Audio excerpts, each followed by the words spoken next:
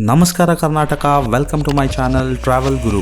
ನಾವಿವತ್ತು ಹೋಗ್ತಾ ಇದ್ದೀವಿ ಒಂದು ಬ್ಯೂಟಿಫುಲ್ ಆಗಿರುವಂಥ ಪ್ಲೇಸ್ ವಿಚ್ ಈಸ್ ಲೇ ಲಡಾಖ್. ಲೇ ಲಡಾಖ್ ಡೆಲ್ಲಿಯಿಂದ ಸುಮಾರು 470 ಕಿಲೋಮೀಟರ್ ದೂರದಲ್ಲಿದೆ. ನಾವು ಬೆಂಗಳೂರು ಕೆಂಪೇಗೌಡ ಏರ್ಪೋರ್ಟಿಂದ ಕನೆಕ್ಟಿಂಗ್ ಫ್ಲೈಟ್ ಮುಖಾಂತರ ಡೆಲ್ಲಿ ಟು ಲೇ ಏರ್ಪೋರ್ಟ್ ಬಂದು ತಲುಪಿದ್ವಿ. ಅಲ್ಲಿ ವೆದರ್ ತುಂಬಾನೇ ಚಿಲ್ಡ್ ಆಗಿರೋದ್ರಿಂದ, ಅಂದರೆ -ಡಿಗ್ರೀಸ್ ಅಲ್ಲಿ ಇರೋದ್ರಿಂದ ಫಸ್ಟ್ ಡೇ ಲೋಕಲ್ ಮಾರ್ಕೆಟ್ ಸುತ್ತಾಡ್ಕೊಂಡು ರೂಮಲ್ಲೇ ರೆಸ್ಟ್ ತಗೊಂಡ್ವಿ.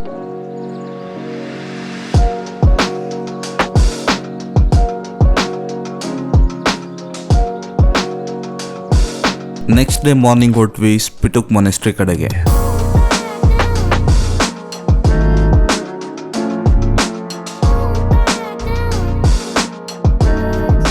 ಸ್ಪಿಟುಕ್ ಮೊನೆಸ್ಟ್ರಿಗೆ ಬಂದು ತಲುಪ್ತಾ ಇದ್ದಂಗೆ ಮುಂದೊಂದು ಸೂಪರ್ ಆದಂಥ ವ್ಯೂ ಇದೆ.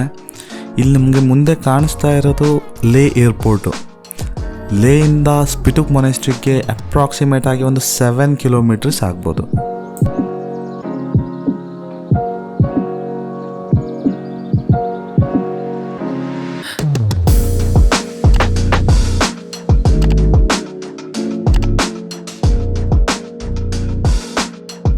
ಬ್ಯಾಕ್ ಸೈಡಲ್ಲಿ ಹರಿತಾ ಇರೋ ಇಂಡಸ್ ರಿವರ್ನ ನೋಡಿಕೊಂಡು ನಾವಿವಾಗ ಹೋಗ್ತಾ ಇದ್ದೀವಿ ಮೊನೆಸ್ಟ್ರಿ ಕಡೆಗೆ.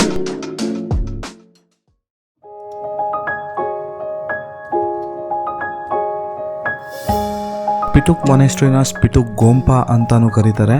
ಈ monastery 10,852 feet above sea level ಇದೆ.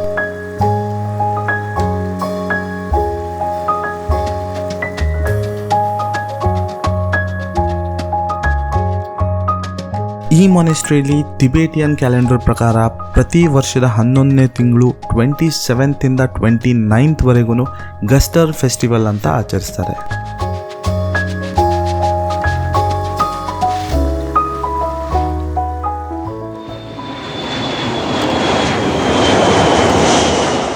ಈ ಲೇ ಏರ್ಪೋರ್ಟಲ್ಲಿ ಪ್ಯಾಸೆಂಜರ್ ಏರೋಪ್ಲೇನ್ಗಳ ಜೊತೆಗೆ ನಮ್ಮ ಇಂಡಿಯನ್ ಏರ್ ಫೋರ್ಸ್ ಜೆಟ್ಗಳನ್ನು ನೋಡ್ಬೋದು. ಸ್ಪಿಟುಕ್ ಮೊನೆಸ್ಟ್ರಿನ ನೋಡಿಕೊಂಡು ನಾವಿವಾಗ ಹೋಗ್ತಾ ಇದ್ದೀವಿ ಗುರುದ್ವಾರ ಪಥರ್ ಸಾಹೇಬ್ ಕಡೆಗೆ.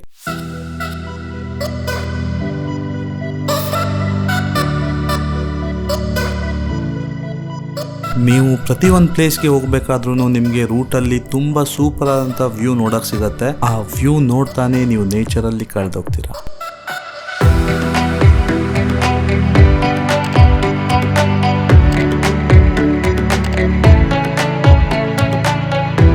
ಹಾಗೆ ನಿಮಗೆ ಡೆಲ್ಲಿಯಿಂದ ಲೇ ರೀಚ್ ಆಗೋಕ್ಕೆ 2 ರೂಟ್ಗಳಿವೆ.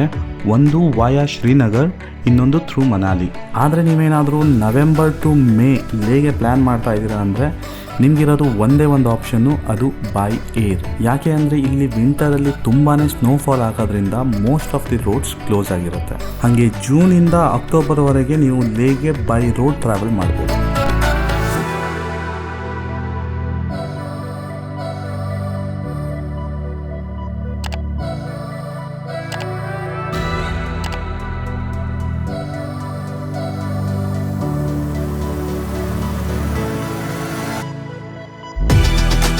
ಸ್ಪಿಟುಕ್ ಮೊನೆಸ್ಟ್ರಿಯಿಂದ 18 ಕಿಲೋಮೀಟರ್ ದೂರದಲ್ಲಿರೋ ಪಥರ್ ಸಾಹಿಬ್ಗೆ ಬಂದು ತಲುಪಿದ್ದೀವಿ.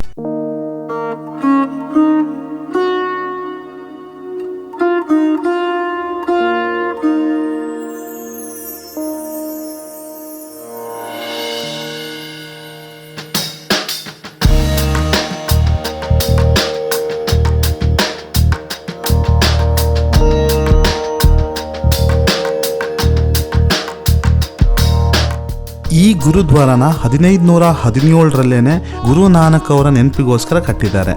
ಈ gurdwara 12,000 feet above sea level ಇದೆ.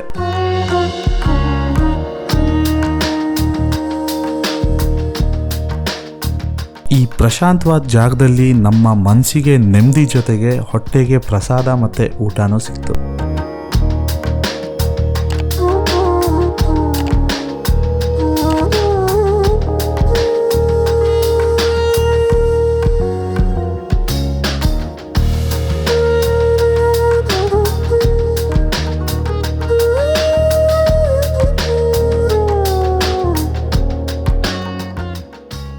ಗುರುದ್ವಾರ ಪಥರ್ ಸಾಹೇಬಲ್ಲಿ ಒಂದು ಬ್ಯೂಟಿಫುಲ್ ಆಗಿರುವಂಥ ಮೆಮರಿನ ತಗೊಂಡು ನಾವಿವಾಗ ಹೋಗ್ತಾ ಇದ್ದೀವಿ ಮ್ಯಾಗ್ನೆಟಿಕ್ ಹಿಲ್ ಕಡೆಗೆ.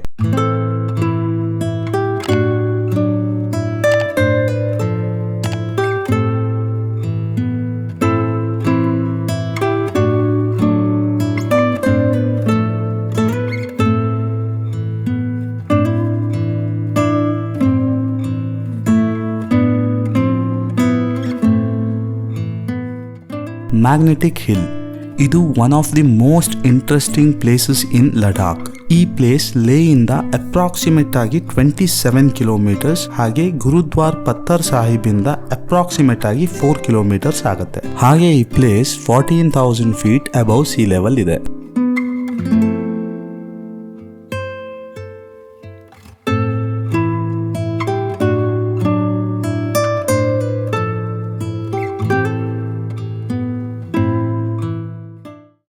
ಮ್ಯಾಗ್ನೆಟಿಕ್ ಹಿಲ್ ಅಂತ ಅಂದ್ರೆ ತಕ್ಷಣ ನಮ್ಮ ತಲೆಯಲ್ಲಿ ಓಡೋದು ಒಂದೇ ಕ್ವೆಶ್ಚನ್, ಹೆಂಗಿರ್ಬೋದು ಈ ಪ್ಲೇಸ್ ಅಂತ. ಈ ಜಾಗದಲ್ಲಿ ಕಾರ್ ಆಫ್ ಮಾಡಿ ನಿಲ್ಸಿದ್ರು ಗುಡ್ಡದ ಕೆಳಗಡೆಯಿಂದ ಮೇಲ್ಮುಖವಾಗಿ ಗಾಡಿ ಹೋಗುತ್ತಂತೆ. ಇದು ನಿಜಾನಾ? 100% ನಿಜ. ಆದ್ರೆ ಇಲ್ಲಿ ಸೈನ್ಸ್ ಬೇರೆನೇ ಇದೆ. ಇಲ್ಲಿ ರೋಡ್ ಹಾದೋಗಿರುವಂತ ಜಾಗ ಮತ್ತು ಸುತ್ತಲಿನ ಸ್ಲೋಪ್ಸ್ಗಳು ಎಲ್ಲ ಸೇರಿ ಒಂದು ಆಪ್ಟಿಕಲ್ ಇಲ್ಯೂಷನ್ ನ ಕ್ರಿಯೇಟ್ ಮಾಡುತ್ತೆ. ಆಕ್ಚುಲ್ ಆಗಿ ಈ ರೋಡ್ಗಳು ಗುಡ್ಡದ ಮೇಲ್ಗಡೆಯಿಂದನೇ ಕೆಳಮುಖವಾಗಿ ಹೋಗ್ತಾ ಇದೆ. ಆದರೆ ಈ ಆಪ್ಟಿಕಲ್ ಇಲ್ಯೂಷನ್ ಇಂದ ನಮ್ಮ ಕಣ್ಣಿಗೆ ಈ ಕಾರ್ಗಳು ಗುಡ್ಡದ ಕೆಳಗಡೆಯಿಂದ ಮೇಲ್ಮುಖವಾಗಿ ಹೋಗ್ತಾ ಇದೆ ಅಂತ ಅನ್ಸುತ್ತೆ ಅಷ್ಟೇ.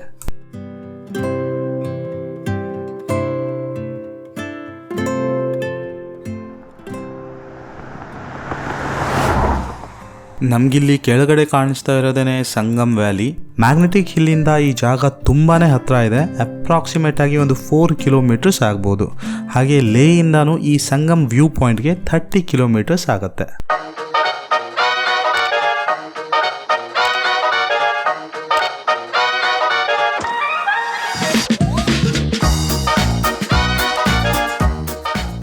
ನಾವಿಲ್ಲಿ ನೋಡ್ತಾ ಇರೋದು ರಿವರ್ ಇಂಡಸ್ ಹಾಗೂ ಝಾನ್ಸ್ಕರ್ ಅನ್ನೋ 2 ನದಿಗಳ ಸಂಗಮ. ಇಲ್ಲಿ ಗ್ರೀನ್ ಕಲರ್ ಅಲ್ಲಿ ಕಾಣಿಸ್ತಾ ಇರೋದು ಇಂಡಸ್ ರಿವರ್, ಹಾಗೆ ಮಡ್ಡಿ ಬ್ಲೂ ಆಗಿ ಕಾಣಿಸ್ತಾ ಇರೋದು ಝಾನ್ಸ್ಕರ್ ರಿವರ್. ಇವೆರಡು ಬೇರೆ ಬೇರೆ ಬಣ್ಣದ ನದಿಗಳು ಸಂಗಮವಾಗ್ತಾ ಇರೋದನ್ನ ನೋಡೋದಕ್ಕೆ ತುಂಬಾನೇ ಸುಂದರವಾಗಿದೆ.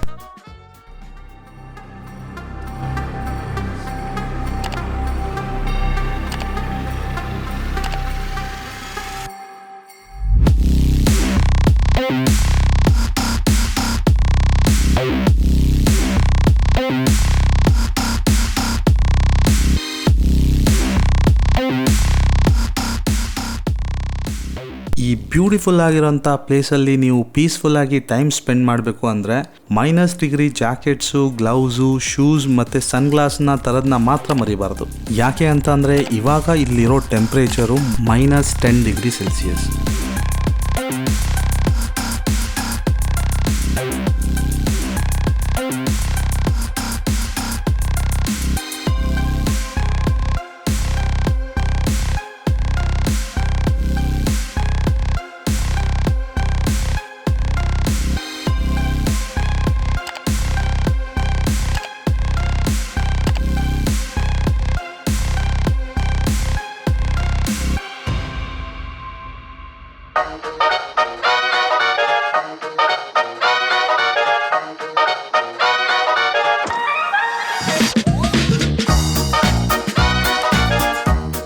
ಬಂದಿರೋ ದಾರಿಲೇ ವಾಪಸ್ ಹೋಗ್ತಾ ಇದ್ದೀವಿ.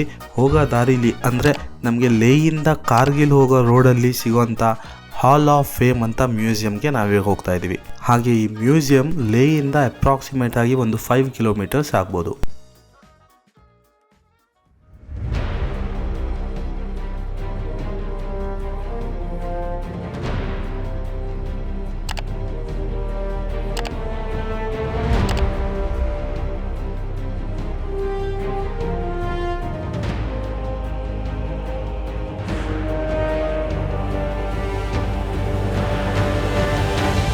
ಹಾಲ್ ಆಫ್ ಫೇಮ್ ಈ ಬ್ಯೂಟಿಫುಲ್ ಆದ ಮ್ಯೂಸಿಯಂ ಟೂರಿಸ್ಟ್ ವಿಸಿಟರ್ಗೆ ಬೆಳಿಗ್ಗೆ 9 ಗಂಟೆಯಿಂದ ಮಧ್ಯಾಹ್ನ 1 ಗಂಟೆವರೆಗೆ, ಹಾಗೆ ಮಧ್ಯಾಹ್ನ 2 ಗಂಟೆಯಿಂದ 7 ಗಂಟೆ ಸಾಯಂಕಾಲದವರೆಗೂ ಓಪನ್ ಆಗಿರುತ್ತೆ.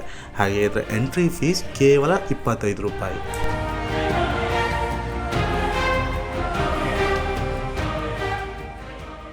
ವಾರ್ ನಡೆದಿದ್ದ ಟೈಮಲ್ಲಿ ನಮ್ಮ ಇಂಡಿಯನ್ ಆರ್ಮಿ ಉಪಯೋಗಿಸಿದಂಥ ವಸ್ತುಗಳನ್ನ, ಬಟ್ಟೆಗಳನ್ನ, ಗನ್ಸ್ನ, ಬುಲೆಟ್ನ ಇವೆಲ್ಲದನ್ನು ಇಲ್ಲಿ ಇಟ್ಟು ಡಿಸ್ಪ್ಲೇ ಮಾಡಿದ್ದಾರೆ.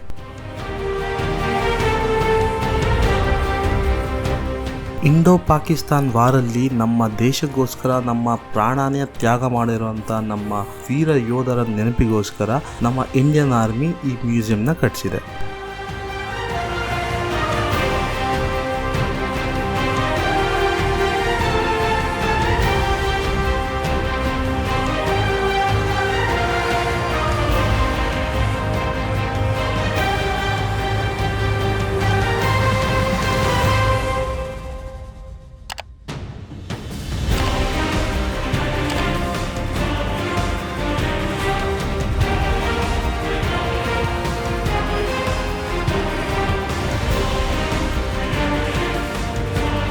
ಕಂಪ್ಲೀಟ್ ಮ್ಯೂಸಿಯಂನ 2 ಭಾಗದಲ್ಲಿ ಡಿವೈಡ್ ಮಾಡಿದ್ದಾರೆ.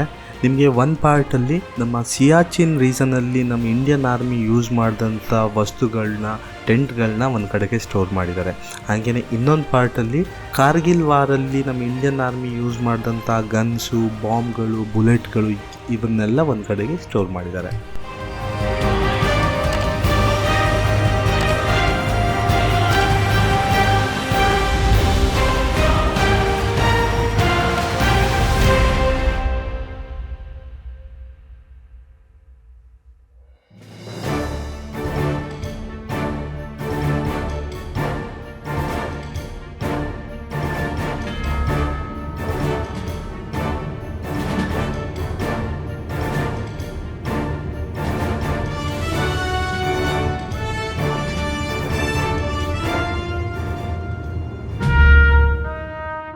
ಮ್ಯೂಸಿಯಂನ ಕಂಪ್ಲೀಟಾಗಿ ನೋಡಿಕೊಂಡು ಎಕ್ಸಿಟಿಂದ ಹೊರಗಡೆ ಬಂದು ನಿಂತ್ಕೊಂಡು ನೋಡಿದ್ರೆ ಇಲ್ಲೊಂದು ನಮಗೆ ಮನಸ್ಸಿಗೆ ತುಂಬಾ ಬೇಜಾರಾಗುವಂಥ ಒಂದು ಜಾಗ ಇದೆ.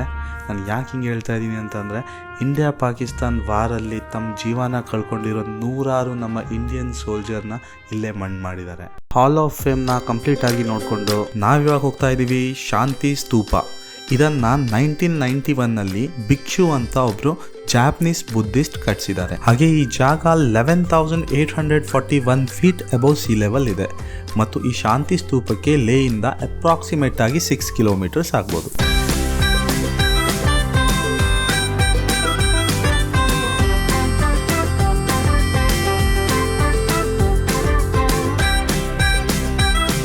ಈ ಶಾಂತಿ ಸ್ತೂಪದ ಕೆಳಗಡೆ ಲಾರ್ಡ್ ಬುದ್ಧನ ಅವಶೇಷಗಳು ಇದೆ ಅಂತ ಹೇಳಲಾಗುತ್ತೆ. ಹಾಗೆ ಈ ಜಾಗ ಟೂರಿಸ್ಟ್ಗಳಿಗೆ ಬೆಳಿಗ್ಗೆ 8ರಿಂದ ಸಾಯಂಕಾಲ 8 ಗಂಟೆವರೆಗೂ ಓಪನ್ ಆಗಿರುತ್ತೆ.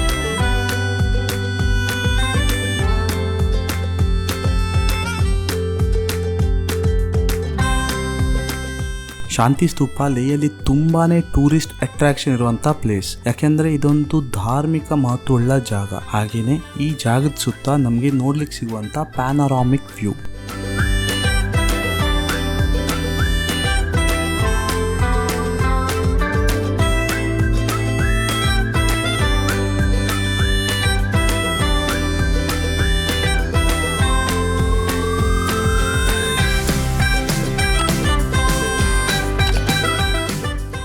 ಈ ಸುಂದರವಾದ ಜಾಗದಲ್ಲಿ ನಾವು ಸ್ವಲ್ಪ ಟೈಮ್ ಸ್ಪೆಂಡ್ ಮಾಡಿಕೊಂಡು ನಾವಿವಾಗ ಹೋಗ್ತಾ ಇದ್ದೀವಿ ಈ ದಿವಸದ ಲಾಸ್ಟ್ ಪ್ಲೇಸ್, ಲೇ ಪ್ಯಾಲೇಸ್.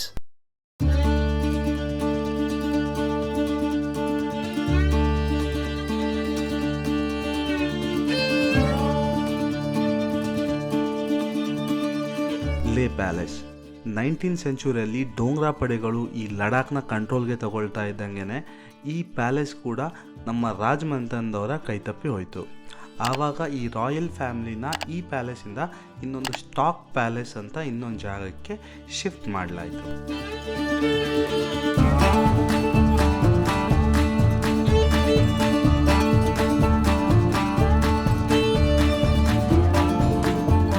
ಈ ಪ್ಯಾಲೇಸ್ ಇವಾಗ ಆರ್ಕಿಯಾಲಜಿಕಲ್ ಡಿಪಾರ್ಟ್ಮೆಂಟ್ ಅಂಡರಲ್ಲಿ ಬರುತ್ತೆ. ಹಾಗೆಯೇ ಈ ಪ್ಯಾಲೇಸ್ನ ವಿಸಿಟ್ ಮಾಡೋಕ್ಕೆ ಟೂರಿಸ್ಟ್ಗೆ ಬೆಳಿಗ್ಗೆ 7 ಗಂಟೆಯಿಂದ ಸಂಜೆ 4 ಗಂಟೆವರೆಗೆ ಅವಕಾಶ ಇದೆ.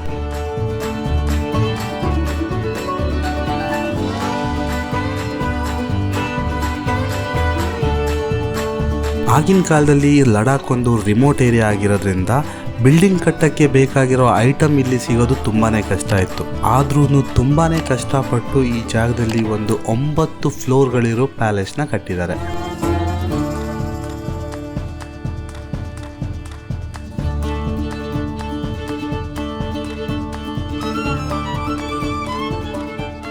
ಈ ಪ್ಯಾಲೇಸ್ ಟೆರೇಸಿಂದ ಈ ಲೇ ಸಿಟಿ ರಾಯಲ್ ವ್ಯೂನ ನಿಮ್ಗೆ ಕಾಣಿಸ್ತಾ ನಾನು ಈ ವಿಡಿಯೋನ ಇಲ್ಲೇ ಮುಗಿಸ್ತಾ ಇದ್ದೀನಿ.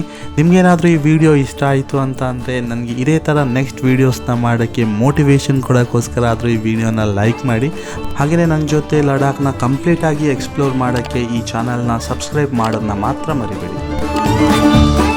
Tata bye bye, see you in next part.